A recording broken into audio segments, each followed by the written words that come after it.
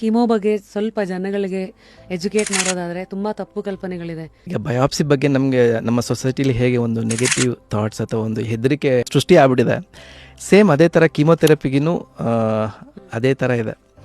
So ಜನಕ್ಕೆ chemotherapy ಕೊಟ್ಟ ತಕ್ಷಣ ತಲೆ ಕೂದಲೆಲ್ಲ ಹೋಗ್ಬಿಡುತ್ತೆ, ಪೇಷಂಟ್ ಬಾಡಿ ಎಲ್ಲ ಸುಟ್ಟೋಗ್ಬಿಡುತ್ತೆ, ಅದಾದಮೇಲೆ ಅವರು ರಿಕವರೇ ಆಗೋಕ್ಕಾಗೋದಿಲ್ಲ ಅನ್ನೋದೆಲ್ಲ ನಿಜವಾಗಲೂ ಸುಳ್ಳು. ಎಲ್ಲಿಂದ ಹುಟ್ಕೋತಿದ್ದಲ್ಲ ಇದು ಐ ಥಿಂಕ್ ಜನ ಮಾತಾಡಿ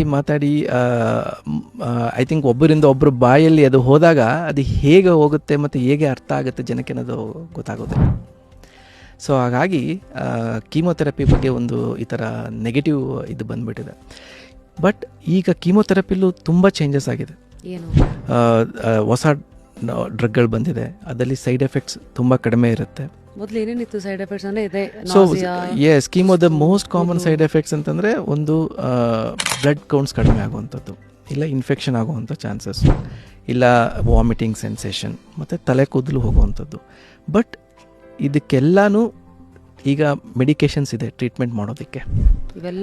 ಇದೆಲ್ಲ ಕಡಿಮೆ ಮಾಡುತ್ತೆ. ಫುಲ್ ವಿಡಿಯೋನ ನೋಡಿ ಆನ್ ರ್ಯಾಪಿಡ್ ರಾಶ್ಮೀಸ್ ಯೂಟ್ಯೂಬ್ ಚಾನಲ್.